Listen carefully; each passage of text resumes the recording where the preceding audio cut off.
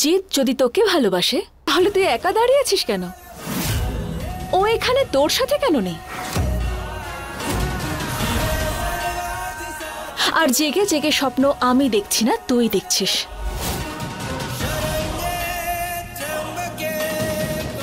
তোর এই জেদ এবার ছেড়ে দে। কথা শোন আমার, করিস না এরকম। তুই যা যা করেছিস আমি আমি তার জন্য তোকে ক্ষমা করে দেব, মন থেকে ক্ষমা করে দেব। তুই একমাত্র বোন আমার। আমার মায়ের খুনিকে আমি কোনো অবস্থাতেই ক্ষমা করব না।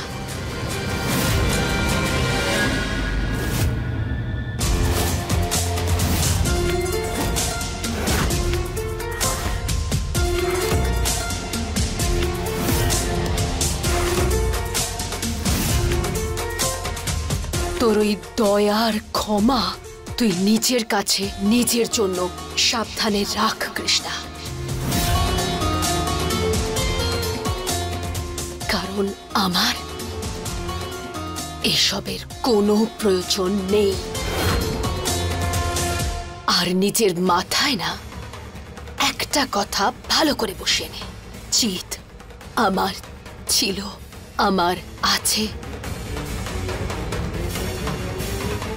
আমারই থাকবে, মনে রাখিস।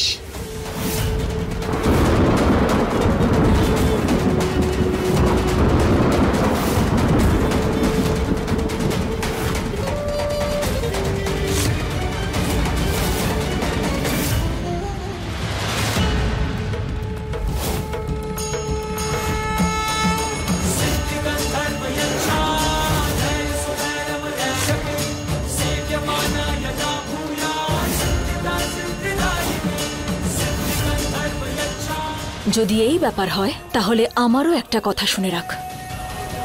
এই মঙ্গলসূত্র আর এই সিঁদুর আমি নিজেকে ডেকোরেট করার জন্য পরিনি। একজন প্রকৃত বিবাহিতা নারী যমরাজের কাছে গিয়ে নিজের স্বামীর প্রাণ ফিরিয়ে নিয়ে এসেছিল। সেক্ষেত্রে দ্বিতীয় নারীর কি ক্ষমতা? এবার আমিও দেখব যে আমার স্বামীকে আমার থেকে কে কেড়ে নিতে পারে।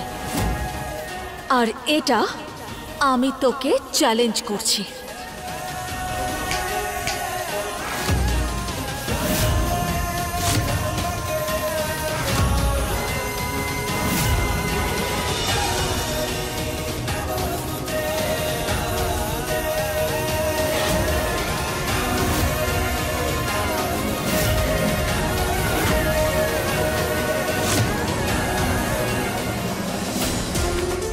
তুই সত্যি ভীষণ সরল কৃষ্ণা।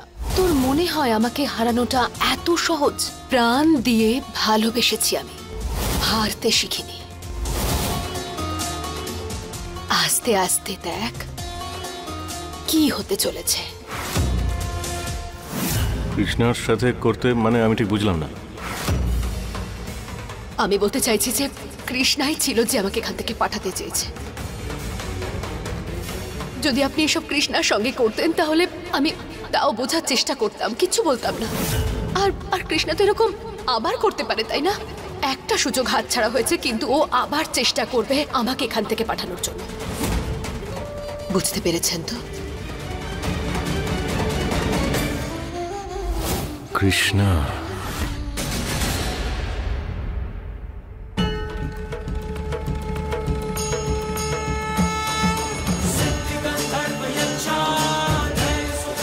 গৌরী, তুই আমাদের জীবনে যত খুশি ছাড় পোকা বা অন্য কিছু নিয়ে আসিস, আমি কিছুতেই হার মানব না।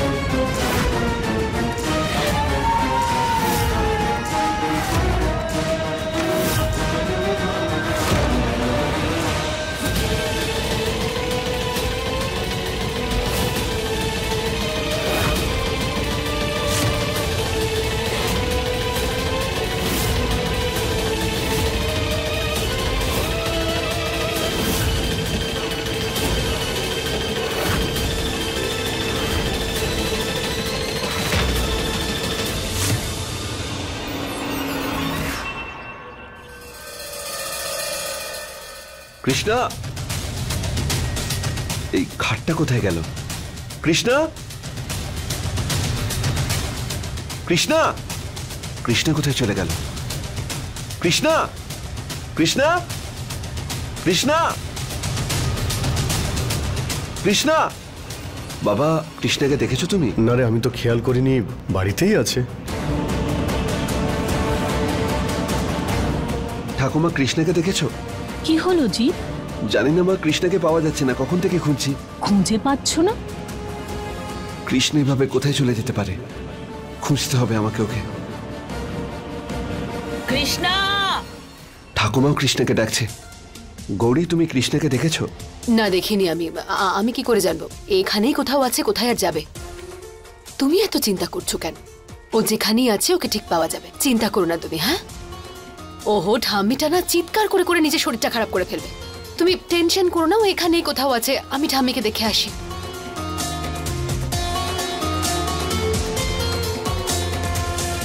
চলো এটা। আমাদের এই খাট কোথায় নিয়ে যাচ্ছ তুমি? আরে রাখো রাখো, তোমার বেড ছিল এটা, আজ এটার অস্তিত্ব শেষ হতে চলেছে। আরে ছাড় পোকা ঢুকে গেছে খাটটার মধ্যে, আশেপাশের সমস্ত জিনিস নষ্ট করে ফেলছে। মা, একটা কাজ করি, এটাকে উঠোনে নিয়ে গিয়ে আগুন লাগিয়ে দিচ্ছি। হ্যাঁ হ্যাঁ, ঠিকই বলেছো, পুড়িয়ে দাও এটা। তোলো তোলো।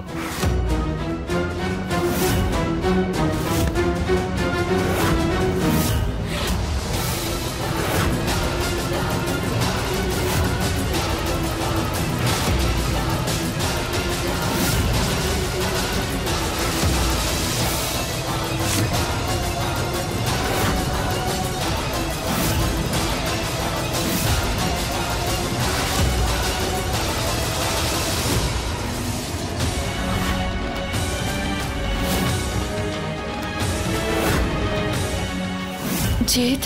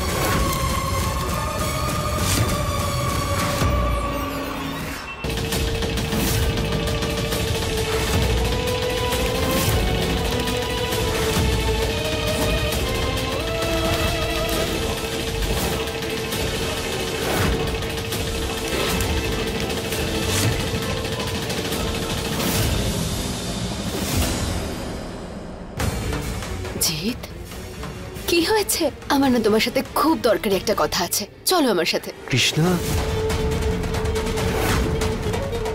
কৃষ্ণা এখানেই কোথাও আছে। জিৎ, কোথায় যাবে? কোনো কাজে বিজি আছে হয়তো। তুমি এত চিন্তা কেন করছো জিৎ? আমি আছি তো তোমার সাথে, তুমি এসো না। এসো, আরে এসো।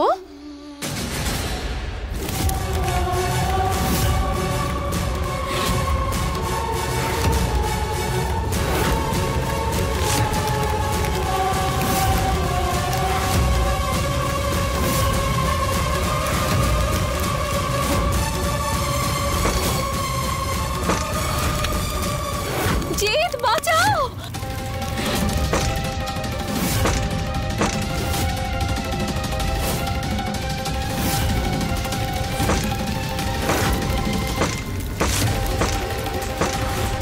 কৃষ্ণা,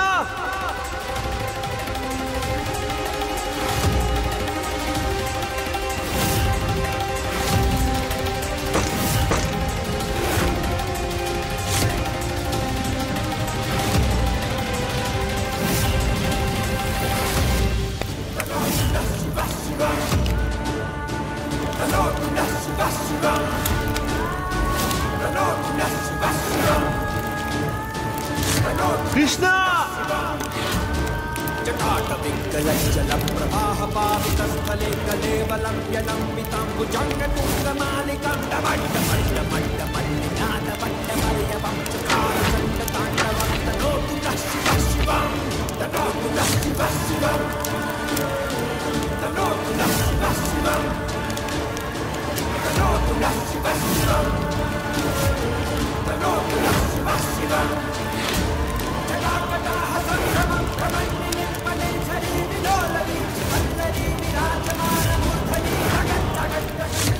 কৃষ্ণা ওঠো।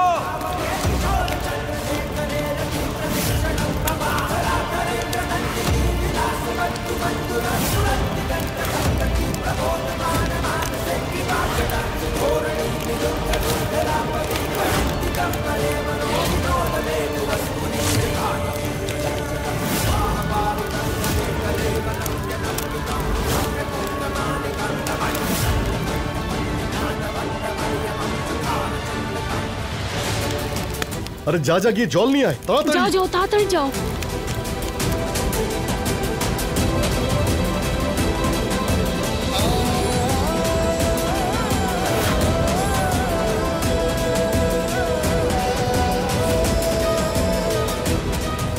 জিৎ, কৃষ্ণা জল খেয়ে নাও মা।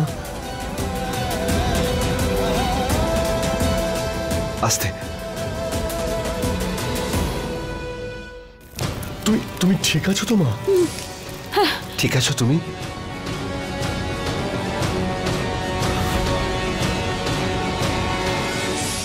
আরে কাকা, তোমার মাথা খারাপ হয়ে গেছে নাকি? প্রথমে তো এটা দেখবে যে ভেতরে কিছু আছে নাকি না। আরে তুই কি বলছিসটা কি জিৎ? সুকান্ত বাবু? আরে আমি কি করে জানবো তোর বউ খাটের ওপরে না শুয়ে খাটের মধ্যে ঢুকে শোয়? যদি আমি জানতাম তাহলে এরকম কিছু করতাম না তো। নষ্ট হয়ে যাচ্ছিল, ছাড় পোকা ধরেছিল, সেই জন্য আগুন লাগিয়ে দিয়েছি। আরে কৃষ্ণা, তুমি ঠিক আছো তো? জিৎ, সুকান্ত ঠিকই বলেছে। ও বেডের ভিতর কি করছিল? আরে মা কিভাবে গেল, কোথা থেকে গেল এসব ছাড়ো। ওর অবস্থা দেখো, ওকে তো এখনই দুর্বল মনে হচ্ছে। আমার তো মনে হয় না যে ও পুজোয় বসার মতো অবস্থায় আছে। আমার তো এবার চিন্তা হচ্ছে যে কি হবে। আরে হ্যাঁ, কালকে তো বাড়িতে পুজো আছে।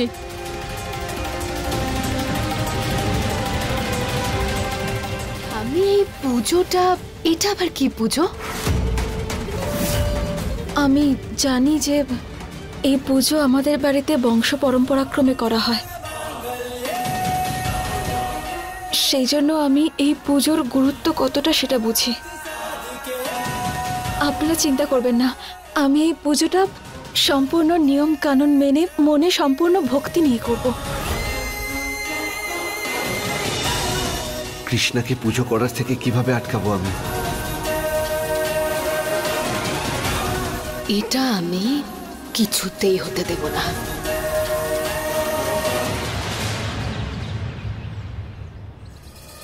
তুমি কি তৈরি পুজো করার জন্য? আমি ভাবলাম যে প্রথমবার, তাই ভালো করে বুঝিয়ে দিই ওকে। এটা আবার কি পুজো? কোনোদিন তো শুনিনি। এতে আমাদের পরিবারের নতুন বউ তার স্বামীর দীর্ঘায়ুর জন্য জ্বলন্ত কয়লার উপর দাঁড়ায়।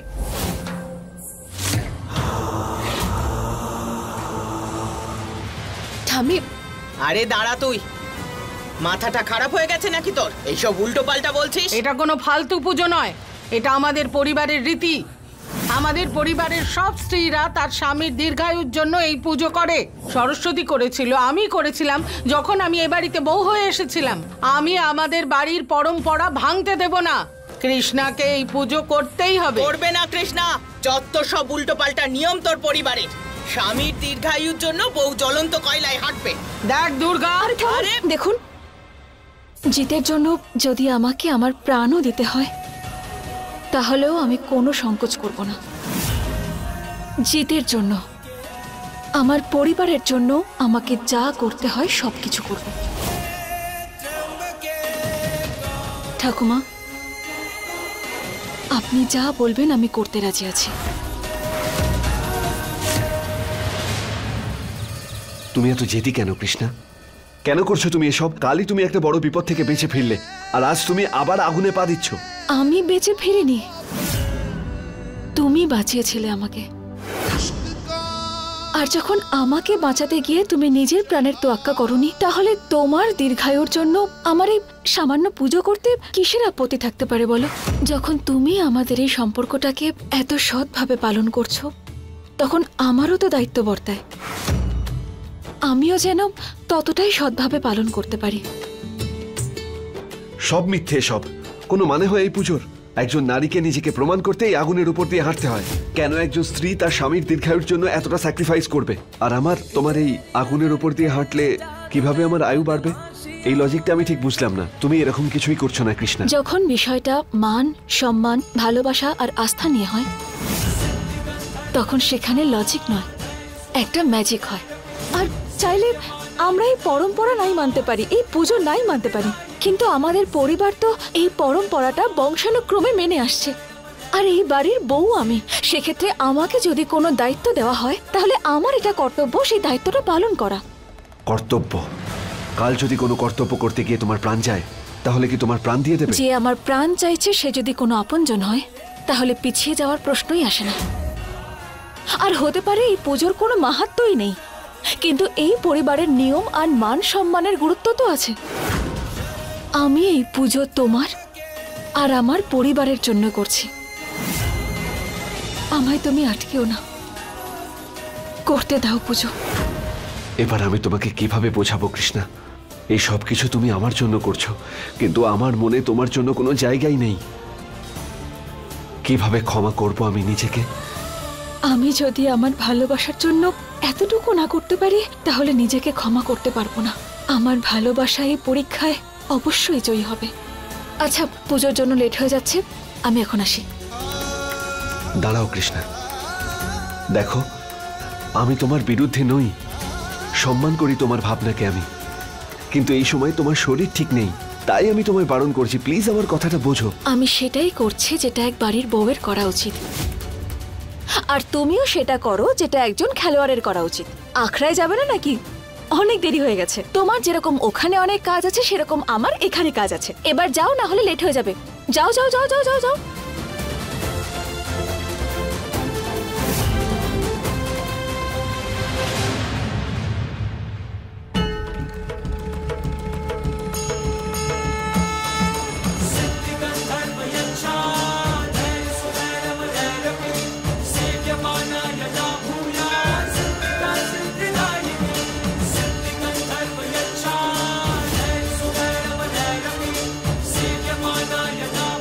আজ আমার তোমার থেকে উৎপন্ন হওয়া ঊর্জার ভীষণ প্রয়োজন মা। আমাকে এতটা শক্তি দিও মা দুর্গা, যাতে আমি এই পুজোটা যথাযথভাবে পালন করতে পারি।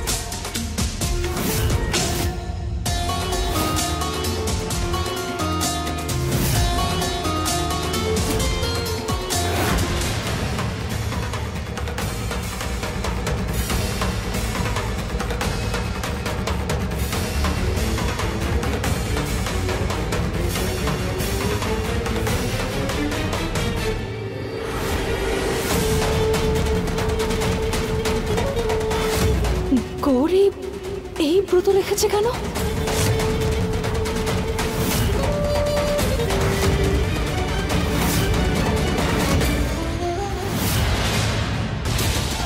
এটা আপনি কি করছেন পুরোহিত মশাই? আরে এই পুজো তো কেবলমাত্র বিবাহিতরাই করতে পারে, তাই না? কোনো অবিবাহিত মেয়ে নয়। তাহলে ঠাকুর মশাইকে আমি বলেছিলাম।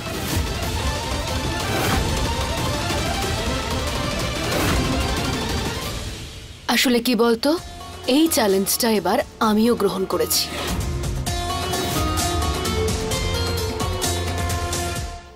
মাথা খারাপ হয়ে গেছে নাকি তোর?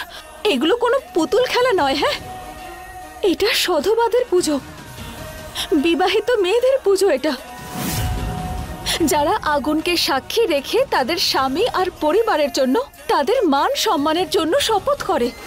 এই পুজো আমার সিঁদুরের অস্তিত্বের, কোনো মজা করার জন্য নয়। যদি সিঁদুর ভালোবাসার প্রতীক হয়ে থাকে তাহলে হীর রাজা, লৈলা মজনু, সোনি মাহিওয়াল এদের সবার বিয়ে হয়ে যেত। আজ হয়তো জিতের পরিয়ে দেওয়া সিঁদুর আমার স্মৃতিতে নেই, কিন্তু আমার মনে শুধুমাত্র জিতই আছে। আমি জিতের জন্য সব কিছু করতে পারি, কারণ আমি শুধু জিতকে চাই, আর কিচ্ছু চাই না। আর যদি এই পুজোটা জিতের দীর্ঘায়ুর কারণে হয়, বা যদি ওকে কুনজর থেকে বাঁচানোর জন্য হয়, তাহলে আমি সব পরীক্ষা দিতে রাজি। যদি এই ব্যাপারই হয়ে থাকে তাহলে তাই হোক। দেখা যাক কার ভালোবাসার শুদ্ধতা বেশি। আর আমাদের দুজনের মধ্যে কোনো একজনের পুজোই মা দুর্গা গ্রহণ করবেন। এখন এটা মা দুর্গার ওপরেই ছেড়ে দেওয়া যাক যে উনি জিতকে আমাদের মধ্যে কার সঙ্গে দেখতে চান।